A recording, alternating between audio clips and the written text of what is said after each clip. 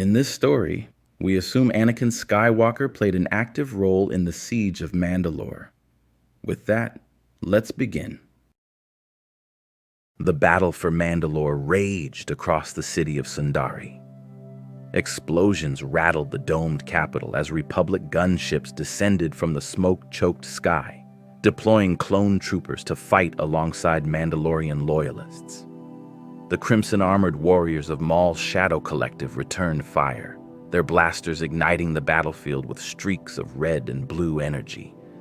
The sound of war, screaming, blaster fire, the hum of lightsabers echoed through the city. Anakin Skywalker leaped from a Republic gunship, his lightsaber igniting midair. He landed amidst a squad of Death Watch warriors, his blade moving in a blur of blue light. With every precise stroke, he disarmed and disabled his foes, his expression locked in fierce determination. Not far from him, Bo-Katan Kryze fought with unmatched ferocity. The leader of the Night Owls had only one goal: to reclaim her home from the Zabrak pretender who had murdered her sister. She wielded her dual Westar 35 blasters with deadly accuracy, cutting down Maul's enforcers with precise shots. Unlike the Jedi, she had no hesitation about killing. This was war, and Mandalore's future depended on her victory. Anakin caught sight of her amid the chaos, watching as she fought with a deadly efficiency that rivaled even his own. He had met Mandalorians before, but none quite like Bo-Katan. She was relentless, fearless, and utterly ruthless. She reminded him of himself in some ways. Impulsive, driven by emotion, unafraid to challenge authority. "Keep moving!" she barked at her squad, blasting a Shadow Collective warrior from his perch. Then, she turned her gaze toward Anakin. "Jedi, don't just stand there. Either fight or get out of my way." Anakin smirked. "I think I'll fight." With that, he moved to her side, deflecting blaster bolts as they pushed forward. Bo-Katan had little patience for Jedi, but she couldn't deny that Skywalker was a force of nature on the battlefield. Together, they carved a path through Maul's forces, their movements synchronizing instinctively. They covered each other's blind spots, fought back to back when surrounded, and moved with the kind of understanding that normally took years to build. By the time they reached Sundari's throne room, Maul had been captured. His forces, demoralized and leaderless, surrendered. Mandalore was theirs again. But Bo-Katan knew better than to celebrate. The aftermath of the battle left the city in ruins. Republic ships hovered over Sundari, their presence a stark reminder that Mandalore was not truly free. The Jedi and the Republic Senate had promised to help restore order, but Bo-Katan had lived long enough to know what that meant. Occupation, bureaucracy, and the slow erosion of Mandalorian independence. As she stood on the balcony of the palace, overlooking the wounded city, Anakin approached. "You should be proud," he said, folding his arms. "You fought for your people, and you won." Bo-Katan scoffed, holstering her blasters. "Did I? Or did I just trade one ruler for another?" Anakin frowned, stepping beside her. "The Republic isn't like Maul's rule. It won't enslave Mandalore." She turned to face him, her eyes sharp. "Won't it? The Republic always claims to be a force for peace, but I've seen what happens when it gets involved in Mandalorian affairs. First the Jedi come, then the clones, then the politicians. And before long, we're just another system in the Republic, stripped of everything that makes us Mandalorian." Anakin didn't respond immediately. He understood her frustration. He had grown disillusioned with the Jedi Council, with their constant hypocrisy and rigid adherence to rules that didn't make sense. They had denied him the rank of master despite everything he had done for them. They had asked him to spy on Chancellor Palpatine, a man he trusted more than the Jedi themselves. And now, he saw the Republic forcing its will upon a people who had fought for their freedom. Bo-Katan's voice softened slightly. "You're different, Skywalker. You actually fight for something, but your Jedi leaders? They're just another kind of tyrant." Anakin turned to her, studying her face. He had spent years with Padme, a woman who always sought peace, who believed in diplomacy above all else. But Bo-Katan was different. She was fierce, pragmatic, and unafraid to challenge the system. For the first time in a long while, he felt understood. Neither of them spoke, but in that moment, a silent bond formed between them, one that neither fully acknowledged, yet neither could ignore. And in the depths of Anakin's heart, the first seeds of doubt against the Jedi Order took root. Mandalore remained under Republic control in the days following Maul's defeat. But to Bo-Katan, victory felt hollow. Clone troopers patrolled the streets of Sundari, and Republic officials arrived to oversee the planet's reconstruction. What had once been a fight for Mandalore's freedom now felt like a transfer of power from one conqueror to another. Bo-Katan met with the newly appointed Republic governor, but every conversation ended the same way. Empty reassurances, vague promises of eventual withdrawal, and veiled warnings about the need to maintain order. The Republic had no intention of leaving, and Anakin Skywalker was beginning to see it too. Anakin had never cared for politics, but after days of watching Bo-Katan argue with Republic officials, he felt a deep sense of frustration.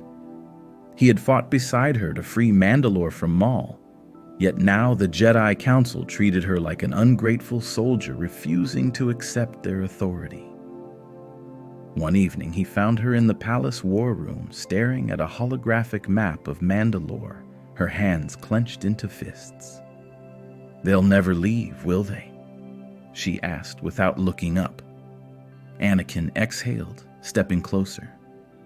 "The Republic doesn't give up control easily." Bo-Katan scoffed. "Then they're no different from that horned, force-wielding maniac we fought the other day." He didn't argue. Instead, he studied her face, the way her eyes burned with defiance. She had fought for her people, bled for them, and yet the Jedi and the Republic dismissed her like an inconvenience. She turned to face him. "I won't let them take my world, Anakin. If I have to fight another war, I will." There was something dangerous in her voice, something that sent a shiver down his spine, not fear, but recognition, because he felt it too. "You're not wrong," he admitted. "The Jedi are too blind to see what's happening. They let the Senate control them, and now they're just another extension of its corruption." Bo-Katan studied him carefully. "And what about you? Are you just another Jedi, or do you actually see what's happening?" The words lingered in the air between them. Anakin didn't answer immediately. The truth was, he didn't know anymore. Days later, Obi-Wan Kenobi arrived on Mandalore. Bo-Katan had hoped he would support her, that he would speak against the Republic's occupation. But Obi-Wan was still a Jedi, bound to the Council's will. Though he sympathized with Mandalore's plight, he insisted the Republic's presence was necessary. For stability, for security, for peace. Bo-Katan wanted to scream at him. Anakin, however, remained silent through the meeting, his jaw clenched, his fists tight. Later that night, as he walked through the halls of the palace, he found himself outside Bo-Katan's chambers. He hesitated for only a moment before knocking. When she opened the door, she looked exhausted, like she had been fighting a war that no one else could see. "I need to speak with you," Anakin said. She stepped aside, allowing him in. The room was dimly lit, the only source of illumination coming from the city lights beyond the window. "I can't do this anymore," he admitted, running a hand through his hair. "The Jedi keep asking me to follow orders, but all I see is corruption. The Republic doesn't want to free Mandalore. It wants to control it." Bo-Katan watched him carefully. "Then leave them. You don't need the Jedi, Anakin." He turned toward her, conflict evident in his eyes. "It's not that simple, isn't it?" she asked. "You're the Republic's greatest warrior, but if you're fighting for something you don't believe in, what's the point?" Anakin looked away. He had spent his entire life under the Jedi Order's guidance, but with every passing day, he felt more like a prisoner than a protector. Bo-Katan took a step closer. "I know what it's like to be bound by duty, to follow orders even when they lead to ruin. I stayed loyal to Death Watch longer than I should have because I believed in their cause, but in the end they betrayed everything I stood for. I won't make that mistake again." Anakin met her gaze. She wasn't just talking about herself. She was talking about him. A long silence filled the space between them. Then, finally, Anakin exhaled. "If you call on Mandalore to fight the Republic, I won't stop you." Bo-Katan's lips parted slightly in surprise. But then, something passed between them. An understanding, unspoken yet undeniable. For the first time in a long while, Anakin felt free. The next day, Ahsoka Tano confronted Anakin. "Something's changed in you," she said, standing in the palace courtyard. "You're different." Anakin crossed his arms. "You sound like Obi-Wan." "I'm serious," she pressed. "You're questioning everything, the Jedi, the Republic, and I see the way you look at Bo-Katan." Anakin's expression darkened. "She understands things the Council refuses to see." "That doesn't mean she's right," Ahsoka said. "Mandalore is dangerous. If you align yourself with Bo-Katan over the Jedi, it won't just be defying orders, it'll be treason." Anakin clenched his fists. He hated that word. Treason. It was the same word the Jedi had used against Ahsoka when they abandoned her. The same word they would use against him if they knew what was in his heart. "I'm tired of being a pawn, Ahsoka," he said. "The Jedi keep telling me what I'm supposed to be. But what if they're wrong?" Ahsoka exhaled, her expression filled with worry. "Anakin, don't lose yourself." But as she walked away, he already knew it was too late. Everything changed when news arrived that the Jedi Council had summoned Anakin back to Coruscant. Before leaving, Anakin met Bo-Katan one last time. The tension between them had shifted. The walls that had once separated them, Jedi and Mandalorian, warrior and warrior, were crumbling. "You don't have to go," Bo-Katan told him. "Stay. Fight for something real." Anakin wanted to, but duty was waiting. He hesitated before speaking. If things were different, Bo-Katan stepped closer. "They don't have to be." Her voice was barely a whisper. For the first time, there was something more than war, more than duty in the air between them. But Anakin turned away before the moment could pass. He left Mandalore that night. He didn't know that when he returned, he would be Darth Vader. The fires of war spread across the galaxy as the Republic fell and the Empire rose in its place. The Jedi Order was gone, purged in a night of betrayal. Mandalore, too, was caught in the storm. Its fate sealed the moment Bo-Katan refused to swear fealty to the Empire. She had thought Anakin would stand with her. She had thought that, in the end, he would see the truth. She had been wrong. The Imperial 501st Legion descended upon Mandalore, led by Vader himself. It was not the first time Bo-Katan had fought to defend her home, but this was different. The Republic had sent soldiers. The Empire sent executioners. Stormtroopers flooded the capital, their white armor stark against the burning city. Imperial walkers crushed homes beneath their metallic feet. TIE fighters screeched overhead, reducing ancient Mandalorian structures to rubble.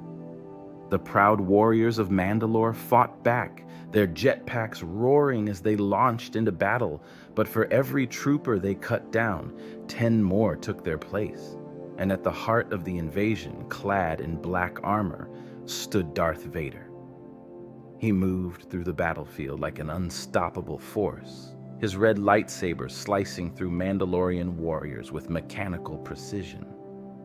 Blaster shots bounced off his armor, and his enemy's fear was as thick as the smoke filling the air.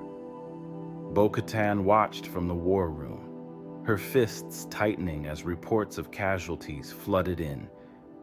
She had faced a Sith before, but never one who had once been her friend. She knew what she had to do. Bo-Katan found Vader in the ruins of the Sundari Palace, standing amidst fallen Mandalorian warriors. The last time they had stood in this room together, he had been Anakin Skywalker. Now, he was something else. She stepped forward, the dark saber igniting in her grasp. Its black blade crackled, casting an eerie glow against her battered Mandalorian armor. Vader turned slowly, his breathing deep and mechanical. The sight of him, towering clad in black, with eyes that burned like dying embers, made her stomach tighten. So it's true. You've become the very thing you swore to destroy, she said, her voice steady despite the storm inside her. Vader's voice was colder than she remembered. The Jedi are gone. The Republic is dead. The galaxy belongs to the Empire now. Bo-Katan took a step forward. You betrayed everything, Anakin. You turned on your own people. The red blade of his lightsaber ignited. Anakin Skywalker is dead. She refused to believe it. You chose this, didn't you? She said. You weren't tricked. You weren't forced. You chose power over everything. Vader remained silent for a long moment. Then, in a voice just barely above a whisper, he said, "And you chose war." Bo-Katan clenched her jaw. Mandalore will never bow to you. Vader. Then Mandalore will burn. She attacked first. The darksaber clashed against Vader's red blade, sending sparks flying through the ruined palace. Bo-Katan was fast, one of the most skilled warriors Mandalore had ever known, but Vader was stronger. Each of his strikes carried the weight of the dark side, forcing her backward with every impact. She ducked under a wide swing and launched herself into the air with her jetpack, firing her blasters at point-blank range. Vader caught the shots with the Force and hurled them back at her, sending her crashing into a crumbling pillar. Pain shot through her body, but she forced herself to stand. You're stronger than before, she admitted, wiping blood from her lip. But you're also slower. Vader tilted his head slightly. Am I? Before she could react, he lifted his hand, and the Force tightened around her throat like an iron vice. Bo-Katan gasped, struggling against the invisible grip as Vader raised her into the air. Her vision blurred. Her limbs grew heavy. This was inevitable, he said. You could have stood beside me. You could have ruled Mandalore. Bo-Katan's vision darkened at the edges, but through the haze of pain, she saw something. Hesitation. For a fraction of a second, Anakin Skywalker flickered beneath the mask, and she seized the moment. Summoning the last of her strength, she activated her vambrace and fired a wrist rocket directly at his chest. The explosion sent them both flying in opposite directions. Bo-Katan crashed to the ground, gasping for breath. When she looked up, Vader was already rising, his cape smoldering from the blast. She knew she couldn't defeat him. So she did the only thing left to do. She fled. Mandalore fell that night.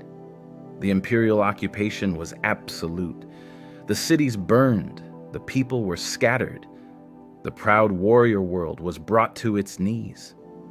But Bo-Katan Kryze survived. She and the remaining Mandalorian resistance fled into the shadows, vowing to continue the fight. Even as the Empire tightened its grip, even as Vader hunted her across the Outer Rim, she refused to surrender. Because she had seen something in him, something the galaxy had not. Anakin Skywalker was still there, buried beneath the darkness. And one day, she would make him remember who he was. Years later, a young rebel pilot stood before her. He was barely more than a boy, dressed in a worn flight suit with eyes that held the same fire Anakin once had. "My name is Luke Skywalker. I need your help," he said. Bo-Katan's breath caught in her throat. Skywalker? Bo-Katan Kryze had spent years fighting against the Empire, but in the end, all wars came full circle. When Luke Skywalker stood before her, carrying the name of the man she once fought beside, she knew that fate had drawn her back into the fire. "The rebellion needs Mandalore," Luke said. "We need you." Bo-Katan studied the young Jedi carefully. He had his father's sharp blue eyes, the same reckless determination, the same unyielding spirit. But unlike Anakin, there was no anger in him, no darkness. And that was what gave her hope. "If I help you," she said, "it's for Mandalore, not your rebellion." Luke smiled. Fair enough. She didn't tell him the truth, that she wasn't just fighting the Empire. She was fighting for the last sliver of Anakin Skywalker still buried beneath Vader's mask. Bo-Katan's Mandalorians attacked from the shadows, harassing Imperial supply lines, destroying key installations, and crippling Vader's forces in the Outer Rim. The Empire called them terrorists. The rebellion called them allies. Luke called them family. As they fought side by side, Bo-Katan saw more and more of Anakin in him, his ability to inspire, his unwillingness to back down, the way he charged into battle without a second thought. But most of all, she saw his belief. Luke believed that Vader could be saved. Bo-Katan wasn't sure if she shared his optimism, but she knew one thing. If there was any chance of bringing Anakin back, she had to take it. The second Death Star hung in the skies over Endor. The rebellion's final battle had begun. Through the scope of her visor, Bo-Katan watched as Vader's shuttle descended onto Endor. The sight sent a chill through her. He was here. Not long after, whispers spread through the rebel ranks. Luke Skywalker had surrendered to the Empire. The news stunned the Mandalorians and rebels alike. Why would he just give himself up? One of her warriors asked. Bo-Katan already knew the answer. She had seen it in his eyes. He wasn't trying to win a war. He was trying to save his father. As others debated, she simply nodded. "Let him go," she said. "His fight isn't ours." And with that, she turned back to the battlefield. She still had a war to finish. As the battle raged on, she and her warriors struck with precision, clearing a path for the rebels. Their efforts helped Lando Calrissian and Wedge Antilles find an opening, allowing them to fly into the reactor core and deliver the final blow. Moments later, the second Death Star erupted in a massive explosion, signaling the Empire's greatest defeat. The Emperor was dead. Darth Vader was gone, but Anakin Skywalker had returned. Bo-Katan never saw him again. She never got to say goodbye. But when she heard the stories of how he had saved his son, how he had turned against the Emperor at the last moment, she knew. Her fight had never been in vain. She had planted the seed of doubt. She had helped Luke believe. And in the end, Anakin Skywalker chose not power, not vengeance, but the man he used to be. He had reclaimed the honor he had long forsaken.